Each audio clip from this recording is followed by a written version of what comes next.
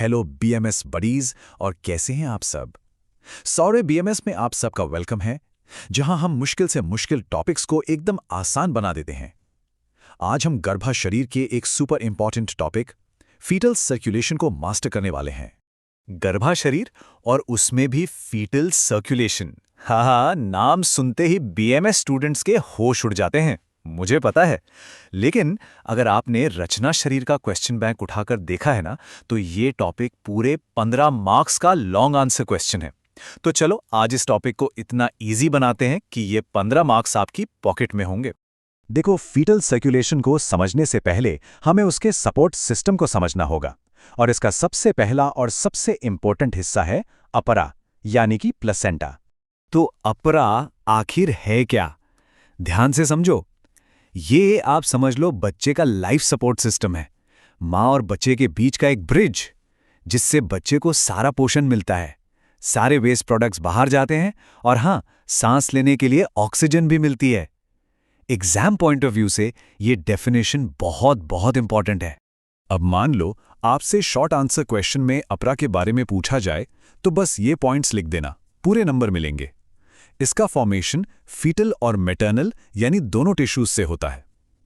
Fetal part को Korean फ्रॉन्डोसम और maternal part को डेसिडुआ बेसिलिस कहते हैं। और इसके फंक्शंस सिंपल है, गर्भा पोषणा यानी न्यूट्रिशन देना, रेस्पिरेशन में हेल्प करना, एक्सक्रीशन, हार्मोन प्रोडक्शन और बच्चे को प्रोटेक्ट करना। इन पॉइंट्स को याद रखो, आपके शॉर्ट आंसर क्वेश्चन के लिए ये बिल्कुल परफेक्ट है। ठीक है, अब आते हैं दूसरे इंपॉर्टेंट स्ट्रक्चर पर, जो है गर्भानाभि यानी कि अम्बिलिकल कॉर्ड। ये बच्चे की असली लाइफलाइन है, एक डायरेक्ट कनेक्शन। हमारे ग्रंथों में भी इसका जिक्र है। सुश्रुता संहिता कहती है कि नाभि नाड़ी बच्चे की नाभि यानी अम्बिलिकस को मां की रसवाहा नाड़ी यानी प्लेसेंटा से जोड़ती है। और इसका काम क्या है? सिंपल, मां से सारा आहार रस यानी न्यूट्रिशन बच्चे तक पहुंचाना।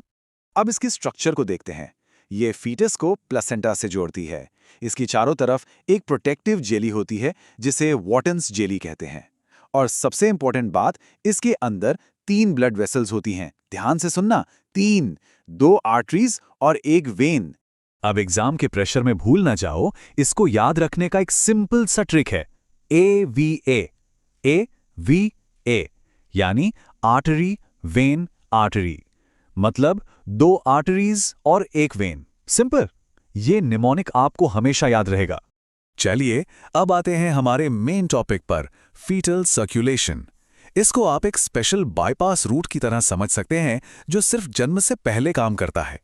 लेकिन सवाल यह है कि फीटल सर्कुलेशन हम लोगों से अलग क्यों होता है? ऐसा क्या स्पेशल है उसमें? सोचो जरा, कुछ तो रीजन होगा, है ना? इसका जवाब बहुत सिंपल है। बच्चे के लंग्स यानी फेफड़े उस वक्त काम नहीं कर रहे होते, वो फ्लूइड से भरे होते हैं। बच्चा अंदर सांस तो ले नहीं रहा, इसीलिए ब्लड को लंग्स को बाईपास करके जाना पड़ता है, और इसी बाईपास के लिए पूरा सिस्टम डिजाइन किया गया है।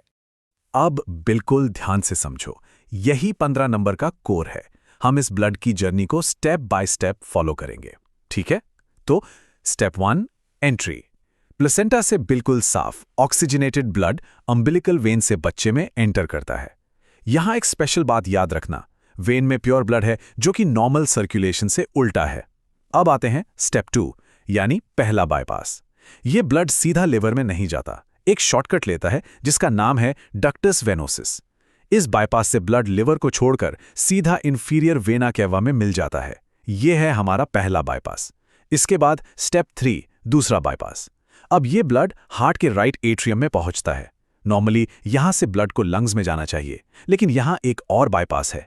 एक छोटा सा ओपनिंग फोरामेन ओवाले ब्लड को डायरेक्ट लेफ्ट एट्रियम में भेज देता है। यह है दूसरा बाईपास, जो लंग्स को अवॉइड करता है। फिर आता है स्टेप 4, तीसरा बाईपास, जो थोड़ा बहुत ब्लड राइट वेंट्रिकल से पल्मोनरी आर्टरी में जाता भी है, वो भी लंग्स तक नहीं पहुंचता। एक तीसरा शंट डक्टस आर्टेरियोसिस उसे सीधा एओर्टा में डाइवर्ट कर देता है। यह है हमारा तीसरा और आखिरी बाईपास। और फाइनली स्टेप 5, वापसी। जब पूरी बॉडी में ब्लड सर्कुलेट हो जाता है, तो डीऑक्सीजनेटेड ब्लड 2 अम्बिलिकल आर्टरीज के थ्रू वापस प्लेसेंटा में चला जाता है साफ होने के लिए। तो जब बच्चा पहली सांस लेता है, तब क्या होता है? लंग्स काम करना शुरू कर देते हैं और ये सारे बाईपास बंद हो जाते हैं। फोरामेन ओवाले बंद होकर फोसा ओवालिस बन जाता है। डक्टस आर्टेरियोसस बंद होकर लिगामेंटम आर्टेरियोसम बन जाता है और डक्टस वेनोसस बंद होकर लिगामेंटम वेनोसम बन जाता है। ये टेबल आपके वीवा और थियरी एग्जाम्स के लिए गोल्ड है। ये क्वेश्चन मोस्टली रिपीट होता है, इसको अच्छे से याद कर लेना। ओके, तो अब तक हमने सब कुछ डिटेल में समझ लिया है। चलो एक रैपिड फायर रिवीजन करते हैं ताकि सारे की पॉइंट्स दिमाग में एकदम फिक्स हो जाएं। बिल्कुल तेजी से।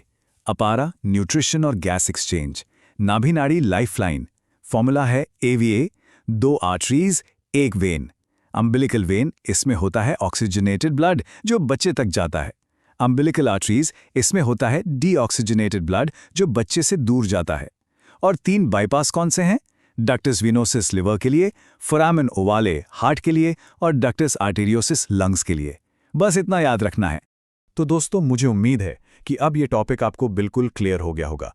इस पूरे सेशन को 1-2 बार और देखना, नोट्स बना लेना और बस एग्जाम में रॉक कर देना। याद रखना, मेहनत जारी रखो, सक्सेस जरूर मिलेगी। मिलते हैं अगले सेशन में। All the best.